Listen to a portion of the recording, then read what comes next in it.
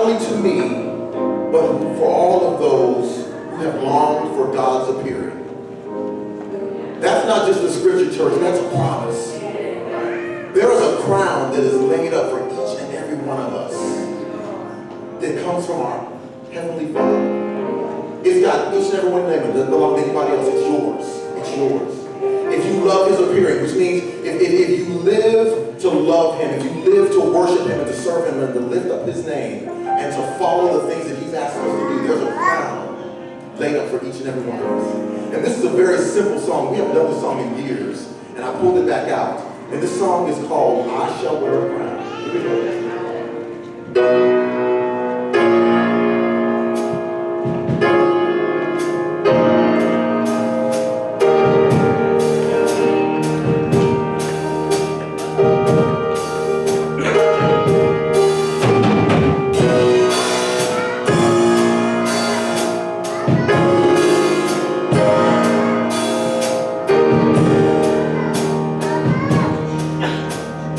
I shall wear a crown.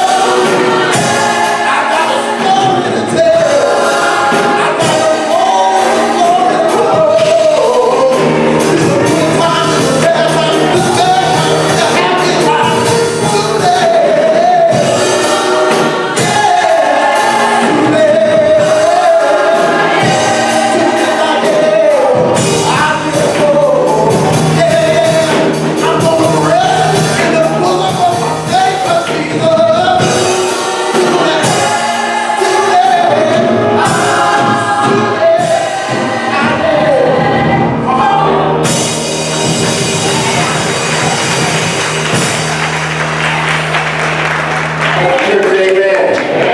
Yeah, that's a blessing. That is a blessing. Give him another hand. Good job. Good job.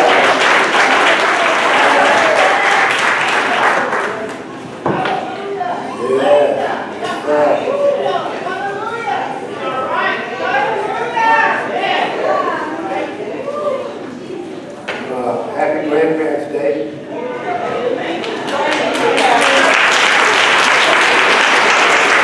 I didn't know it was Grandparents' Day until I adopted me a grandchild. The parents didn't ask me. I adopted me a grandchild. Where's my grandchild at that I adopted? Stand up there. There's my boy there. I just adopted him myself. I talked to his father about it, and he don't mind me saying it. Is your father in this child's life? He said, no. I said, he got one now. Amen. What we have been talking about, you remember, I was listening to Nick Saban, that's the coach of Alabama, and he brought Kobe Bryant in to talk to his team. And one of the things that stuck with me is Kobe Bryant said the thing that helped him most is when he played a game, he would edit himself. And he would look at the film for 4 to 6 hours, and he would edit himself. And we've been all talking about that editing himself. You have to edit yourself. If we do it in a game, we're going to do it in life. When the situation and the circumstance comes up, you ought to be able to edit yourself. When you edit yourself, and you'll figure out what you can do or what you shouldn't do to make it better.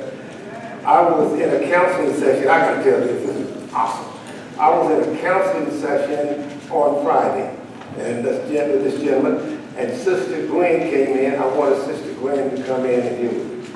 And she told that young man, she says, I want to tell you something that I've never told John. Gwen calls me John, that I've never told John. What he does, if anything goes wrong, he puts the whole blame on himself, and then he sorts it from there. Wasn't that sweet? That was a blessing. I never knew. All these years, she never told me that. This is what we have to do, folks.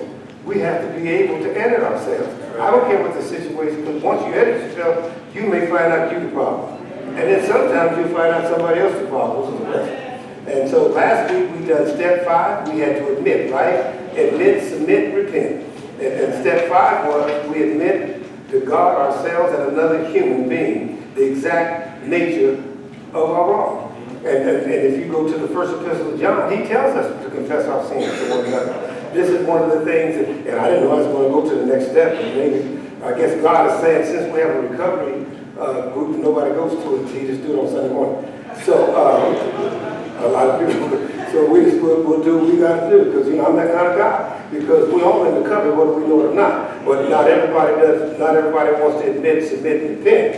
But see, some of us in here, we want to be healed. Right. Isn't that right? We want to be healed so we can go on with a healthy life. You can't go on with a healthy life unless you understand what's wrong with you, right?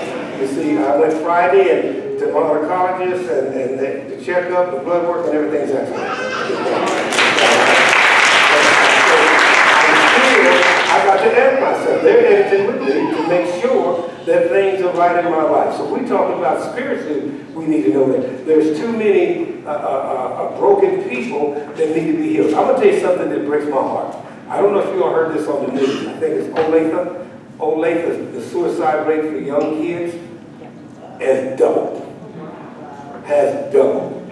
Yeah, I mean, these are the kids we think has got everything. There's something wrong with us not now. When they come to kids, there's something wrong with us that we haven't found some kind of way to help these people from quit taking their lives. But instead of pointing fingers on there where they got everything, or pointing fingers on there, they're young, they live here, this is good. No, we need to figure out how we can counsel these people and work with these people, and so they can be healed of their brokenness. Because we don't know where the broken is. They've been broke somewhere. Come on here. Come on there, you see. And some of you in here know what I'm talking about. That you went through some things and you were broken. And your spirit was broken. You hear me talk about that all the time. And so what we want to do today is we're going to talk about the 6th step, all right?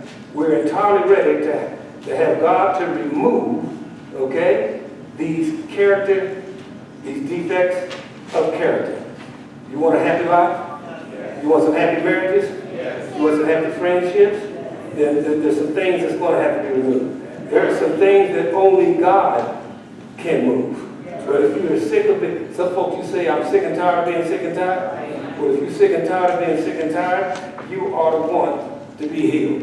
And so you ought to be at the point in your life where you say to yourself, I'm tired. And I want God to come and remove all these defects of character. And sometimes, yes, it's in me. I'm the problem. You see, because I was telling that young man, and I'll tell all of you all, that you can't change nobody else. You can't change nobody else. But you can change yourself with the help of the Holy Spirit. And so, and I want to tell all of you in here, since you didn't know it, we all got some issues. All right? And so this is why we're here. The problem is we need help. We need assistance, right? We had friends, Sister Carissa, we got friends, they can help us so far. But then we had to have somebody help us the rest of the way. When Jesus went into the Garden of Gethsemane, he took 3 people with him, didn't he? Took some left here and took 3 more with him, because you can't never get by yourself. Right. You see? But even the people who love you, come on here, even the people who love you, they can only walk so far with you. Then you got to go on your own, and it's going to be you and the Holy Spirit. Does that make sense? Right. And so we want to be real over here. We ain't afraid to face it. We got issues over here. And anybody's life is good, we want it better. You know, right? We're trying to do it better. So we're not afraid to edit ourselves. I got a lot of coaches in here that can use that for their teams. If you play a bad game, edit yourself. If you play a good game, you edit yourself so you can play a better game next time. That's right. Right? This is in our life. If you live a good life, you want to edit yourself because you want to live a better life. So this is good stuff that we're talking about here. And then when you find, don't be a coward. When you find and God shows you these defects of character, be willing to allow Him to come into your life. Okay? Yes. To come into your life to assist you into making these changes. You see? I know we got some married couples in here, some people in relationships in here. You ought to do that with your relationship. I know y'all do that, but this is my job, right? I know that every now and then y'all get together and ask how things are going in the family. Don't say amen, let's go lie now. You just don't say nothing, all right? You say amen, you say I'm doing it. But I know you ought to do that. You sit down and you ask each other, how's things going? How am I treating you? What's going on here? You see, because you got to edit your marriage. Right. You got to do that to find out what's going on because you want it better, right? Because see, hey, remember, I'm treating Gwen real nice. Because I don't know, if I had to go to one of them homes, I want her to be taking care of me, right? You see, so what we got to do is, I'm talking to these people, and come on, other people say, amen, y'all know what I'm talking about. Y'all got to help me because some of these folks are scared up in here. Right? You see, yeah, I want God to move the defects of character. Guess what?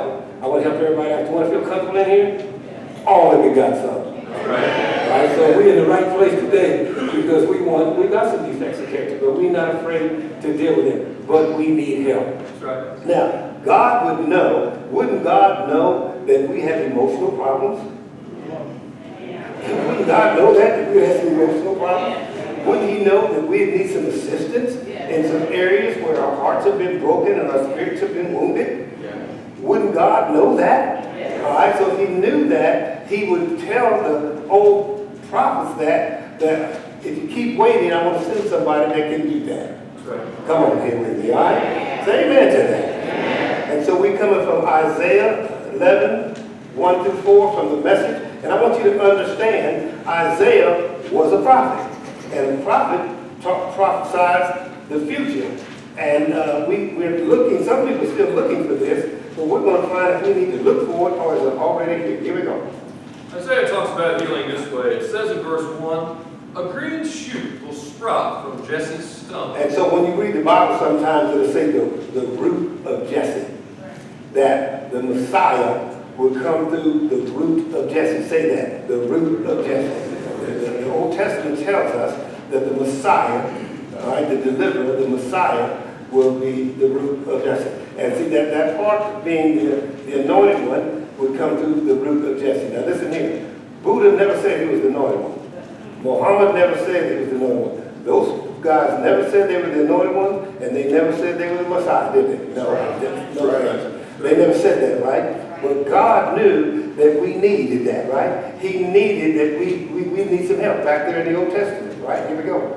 It says, from his roots, a budding branch. Mm-hmm. The life-giving Spirit of God will hover over him. All right, there's going to be someone that's going to be birthed, a prophet, that's going to have the life-giving Spirit will hover over him. God is going to give him that Spirit, life-giving Spirit. That is very powerful what I'm talking about. The life-giving, Spirit of God will hover over him, meaning God will hover over him and be connected with him. All right?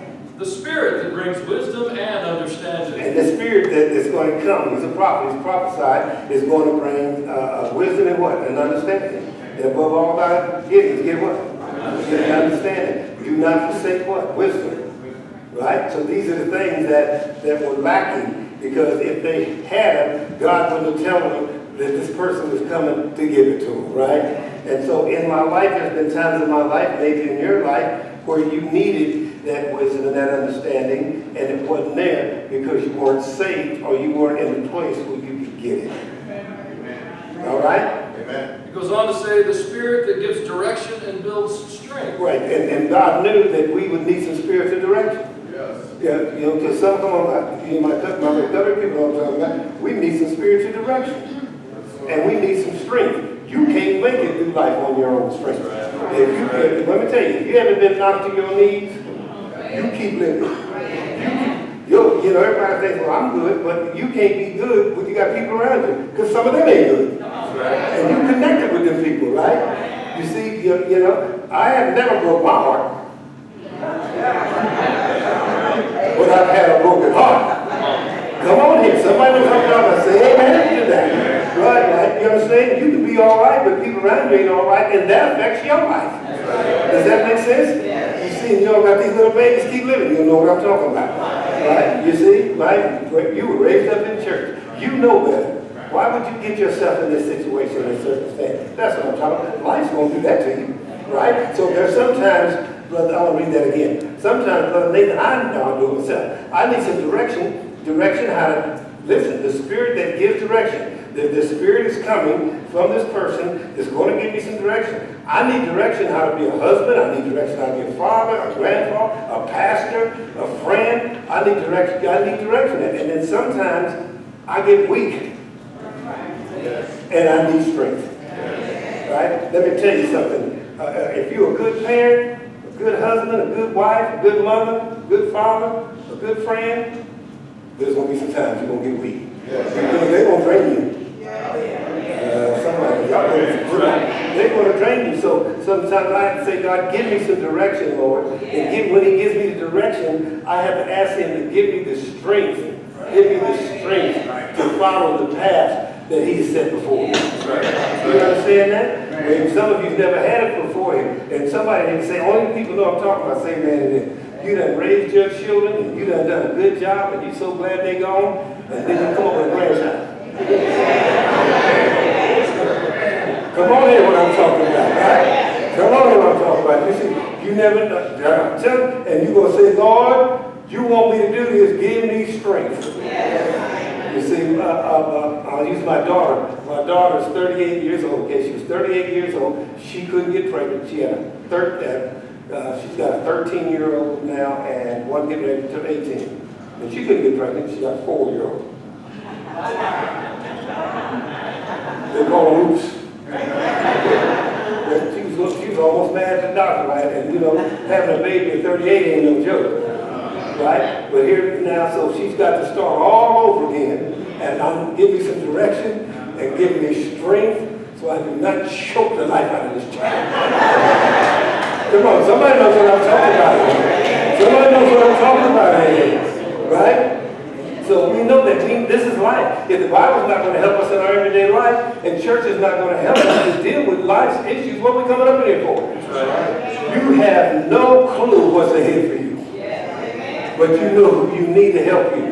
So God the Father in the Old Testament told the prophet, like I'm prophesizing to you all, that there is a spirit, there's someone coming that will give you direction and help build strength. And it says build strength. Anything that says build means continue. That's right. Say continue. Continue. All right.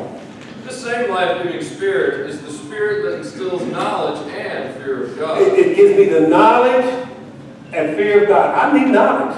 Because see, sometimes you think you know everything, and then someone will come up, you have no clue. I need knowledge and always fear the Lord. Now, when the Bible says fear the Lord, it means in reference of Him. That's right. In reference of Him, all right?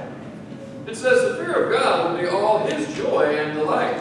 And this person is coming to teach us the fear of God. Is going to be His joy and delight, okay? He won't judge by appearances. And thank God, say that, thank God. And this ain't no beauty contest when it comes to Him. He's not going to judge by appearances. And thank God that He doesn't only judge by, He ain't going to judge by appearances. He's not going to judge by zip code. He's not going to judge by race. He's not going to judge by gender. Thank God for that. Do you understand that? You see, I love God. And I love the spirit that God gave me. Everybody knows that down on Prospect and Linwood, there was a shooting in this new store down there. And you know, it's a beautiful store. These people invested in that store, invested money in that store. And I didn't want people to think that, hey, well, no, we can do that, do better. Yesterday, where did I do my shopping at yesterday? I live in Gladstone. I went right on down there and put some money in there. And you know, these people, I went down there, protest, put some money in there and let people know you can't stop us. You ain't going to do this to my neighborhood. You see what I'm saying? God would do that. Jesus would do that. You tell me Jesus wouldn't go on Prospect? He ain't going to go on Linwood? He'll go where he's needed. To give them some direction, that's what they got security down there now, to give them some direction and give them some strength. You understand what I'm talking about? So this is what y'all's pastor's about. Don't be running off at your mouth and not doing nothing. If somebody would see me, well, pastor doesn't live down here. Yeah, he does.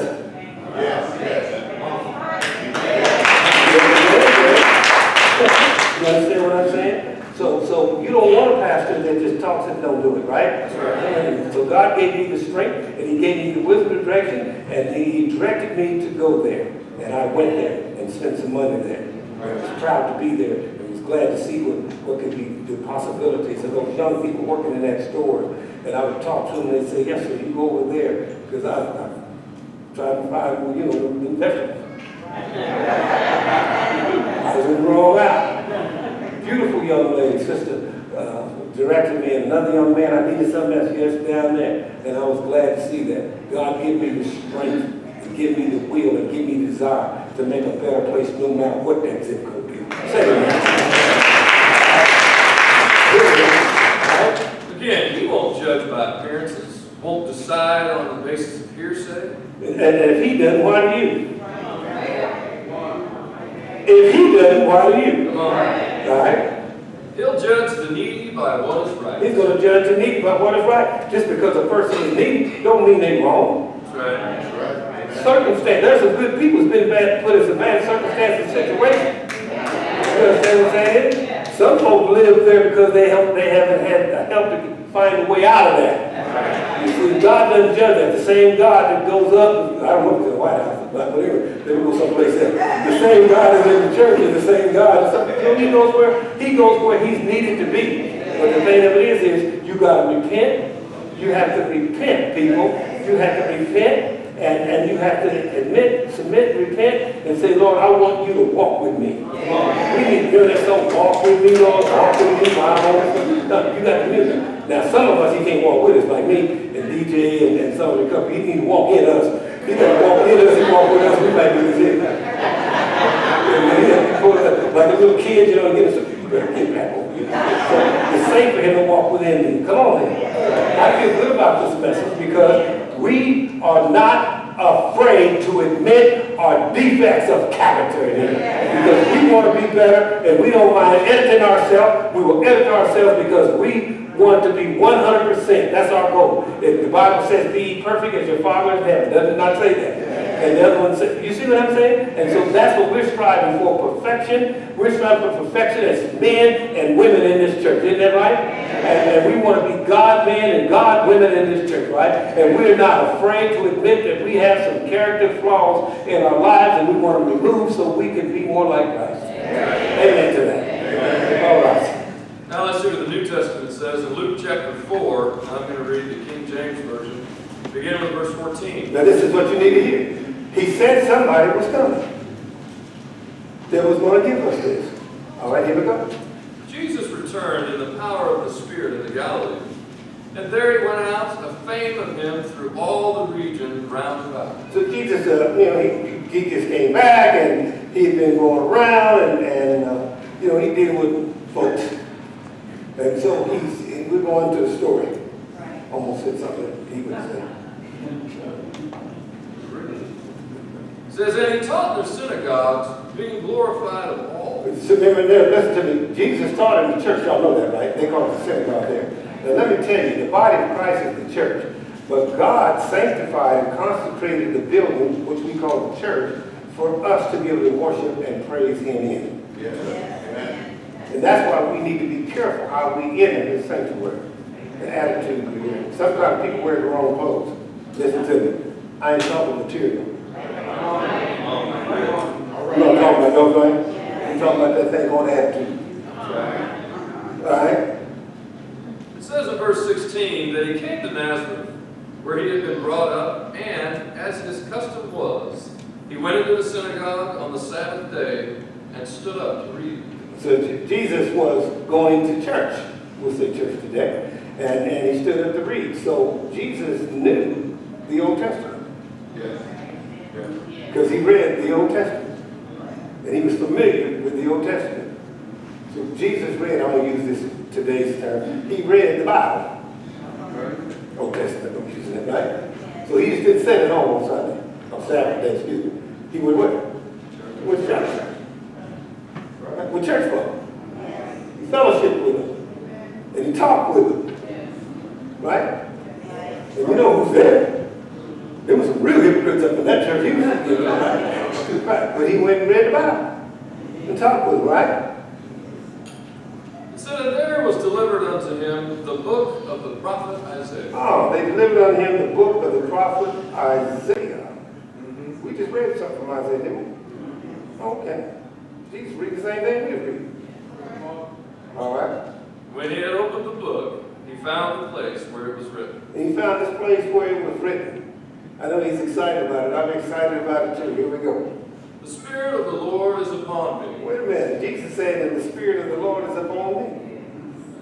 And when the Spirit, and that's Old Testament talk also, and the Spirit of the Lord was upon me. This is Jesus talking. Jesus says that the Spirit of the Lord is upon me. And what else? Because he had anointed me to preach the gospel to the poor. And Jesus says he has anointed me to preach the gospel to the poor. One of the problems that we have now, there's too many people preaching and they ain't anointed. Amen. If they ain't anointed, they ain't effective. You know what I'm saying? We got some great performances going on. Yeah, but when the gospel is, when you preach it, is anointed. Now, isn't that something? Jesus wouldn't preach it until he was anointed, but we got folks that just go.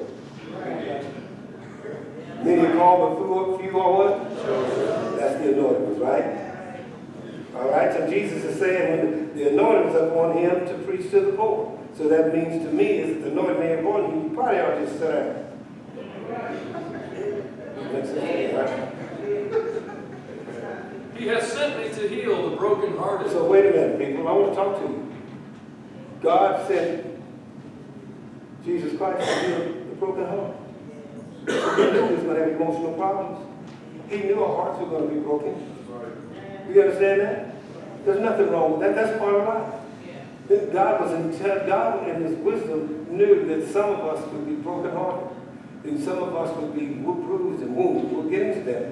But broken heart, and some of you sitting in here know what I'm talking about. We ought to be tired of our people. I'm talking about, this suicide thing drives me crazy. I'm watching young people that's got a life ahead of them, and we're not doing anything about it, and preachers afraid to talk about it. I'm not afraid to talk about it. There are too many broken-hearted people around us. Come on here. And how can you say you got the Holy Spirit, and the Holy Spirit has got a spirit called discerning, and you're looking at somebody in your household, and you don't know that they're broken? That don't make no sense to me. Let me tell you something. Parents, how can you not know that your child has his heart broken, or her heart broken? You understand? Come on, man up. How can you not know that your wife's heart's broken? Yeah, something's happened that's broken their heart. You see? Are we doing all right? Okay, sometimes I want to feel I'm talking to you all. Right? So he knew about the broken heart. What is broken hearted? And some of us know what I'm talking about. Okay? Have you been overwhelmed by grief? Overwhelmed by grief. Sometimes things are tough. Tough. I tell people all the time, everything is good. Wait till you get that graveyard. When you lose somebody you love. That's tough. That doctor tell you something you don't want to hear. You can just grieve you. Or you have a child. Some of you went through this. You have a child that just went berserk. You understand what I'm saying? Someone walks in the house and says, I want a divorce. That's life. That's life. And you get overwhelmed by grief. And what else? Disappointed and despair. And sometimes you get so disappointed you have that despair in your spirit. Do you understand what I'm saying? You ever just look and somebody just disappoints you? You see, or you ever get disappointed in yourself? You've done something, what was I thinking? Well, you really weren't. What was I doing? You know what I'm saying? But that's life. That's life, and it breaks your heart. All right? Brokenhearted is also crushed by sorrow. Just crushed. Miserable. Have you just been just crushed? You get that telephone call, you get that news, and you just crushed. You see? You see, just like life, and I've heard it, and I've been on the other side of it. When someone says, I'm pregnant.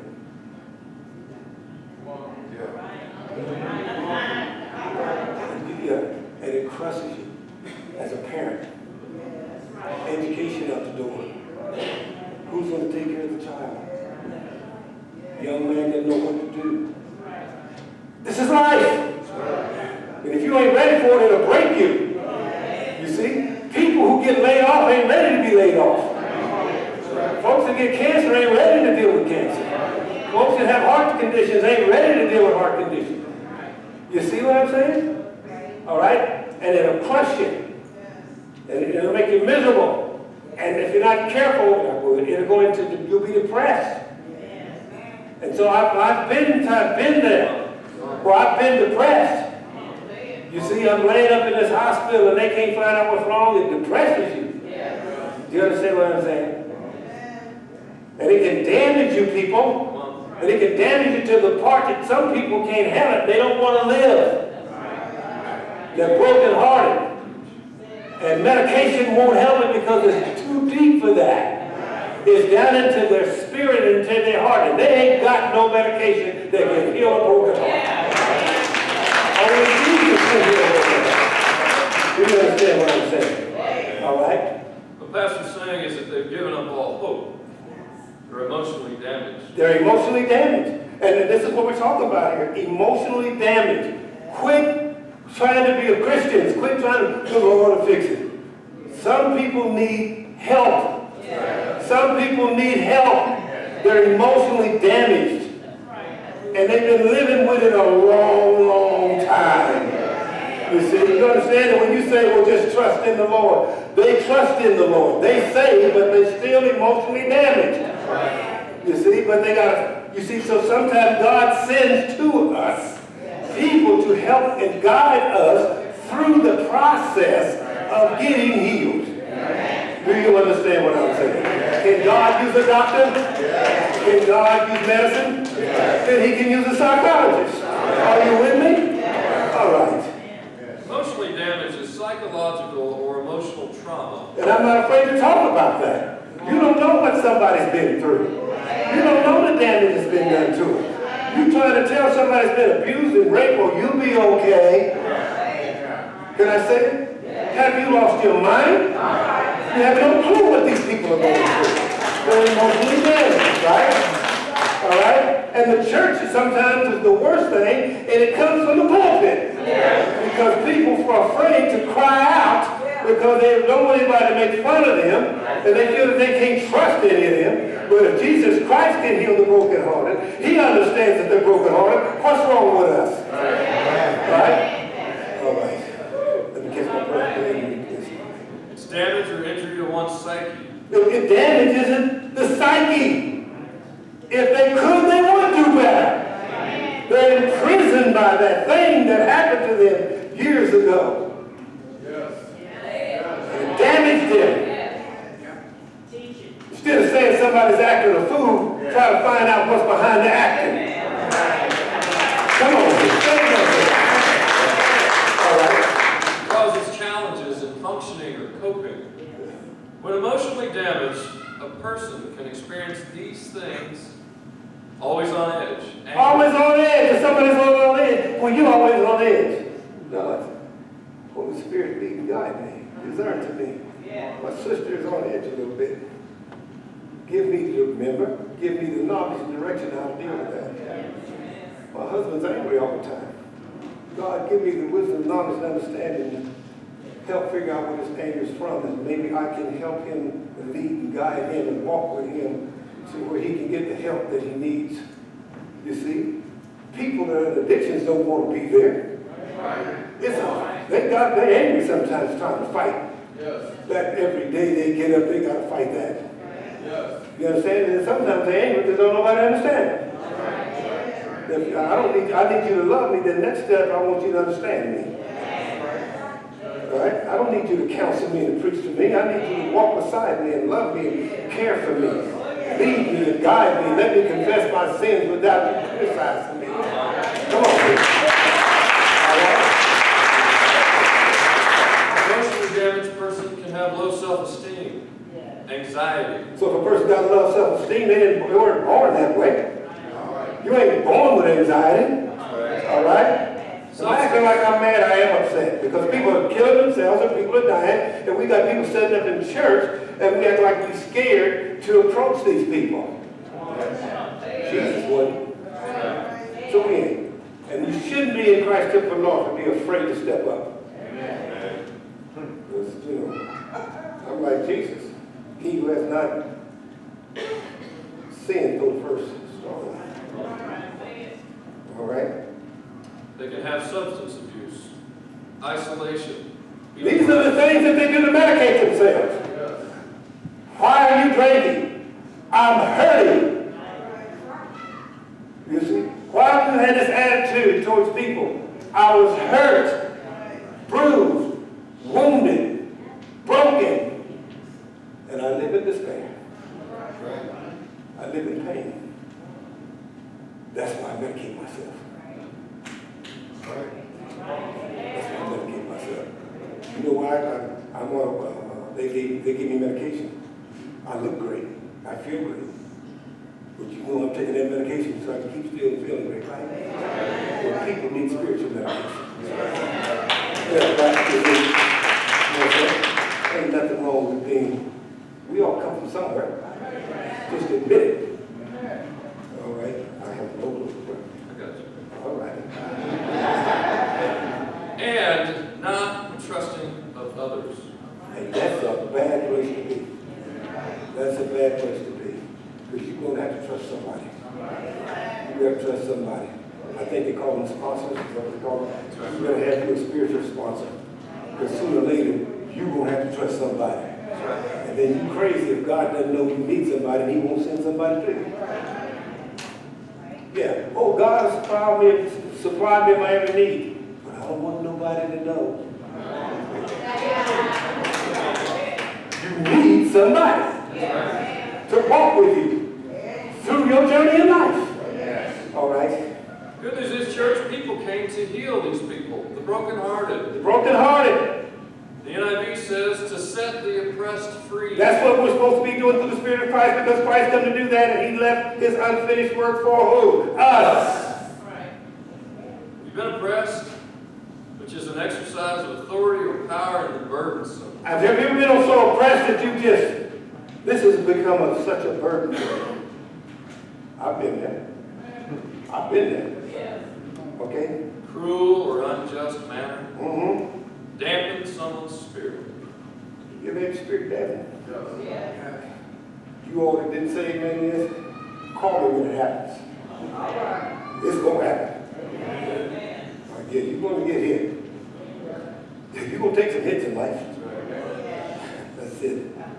But again, church, Jesus came to set you free. He also says in the message to set the burdened and the battered free. Burdened and battered. Come on, somebody say, I've been burdened and I've been battered.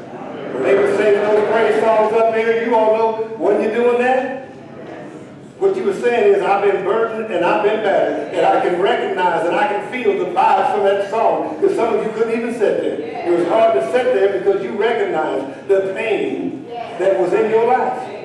Even though you might be released to that pain, you recognize that pain. If somebody want to say, I've been there, done that. You see what I'm saying? And God recognizes that in you. He knows some of us have been burdened and battered. All right? The burden causes someone hardship or distress. Been there. A lot of worry and hard work. Weighed down with a heavy load. Sometimes a heavy load. And you love me, say yes, Pastor. And it may not be your load you got to carry. God may put somebody in your load, because the strong have to bear the infirmities of the weak. And so he may put that on you until they're strong enough to be able to walk on their own, right? Do you understand what I'm talking about, right? Or maybe you've been battered, suffering of repeated blows or punishment. And just kept being hit. And some of those young people that bullying, they started there. And then they get in a relationship because they don't know their way out. And it keeps going, just keeps battered. Suffering repeated blows. And sometimes blows are not physical blows. They're blows that come out of people's mouths that hurt more than a physical blow. Or punishment. Sometimes we're battered by punishment, by the people who are punishing us, but we don't deserve to be punished. And that's a very bad. Worn out. Falling to pieces. God sent Jesus to heal that. He sent Jesus to heal that. And I'm out of breath. I was going to read the commentary. Read the commentary for me, please. You do not desire a sacrifice. I'm talking about God. God does not desire a sacrifice. Or I will offer one. I'd give him one. I wish I could buy my way out of this. The sacrifice you desire is a broken spirit. But I can give him that. Yes, sir. I can give him that, DJ. I can give him a broken spirit. You see, because it ain't a one-time thing. You can get a broken spirit, and that spirit get healed and get broken again. So I can give him that. I'm glad that there's a place, come on, that song says, there's a place I can go in prayer with a broken spirit. And I'm glad it ain't a one-time thing. Do you understand what I'm saying? I'm glad every time my spirit gets crushed and broken, there's a place, there's a man called Jesus that's willing to heal me. You will not reject a broken and repentant heart, O God. The people might reject you, but God will not reject a what? A repentant and broken heart. He don't care where you was at last night. He don't care what you've been done in your life wrong. So come and repent, come to me, and I'll fix it for you. You see? Jesus taught that God blesses those who mourn. He blesses those. Y'all know the Beatitudes. He blesses those who mourn. He says that they will be comforted. See, I'm comforted. God isn't looking for evidence of how good we are or how hard we try. He only wants us to mourn over our sins and admit our brokenness. Oh, he wants to say, John said, go here. Here's an old sinner man like me. Yes. Old wretched man that I am. Who can deliver me from this imprisonment that I'm walking in? That's what he wants. Yes. And he says, I love you, Johnny. Come unto me.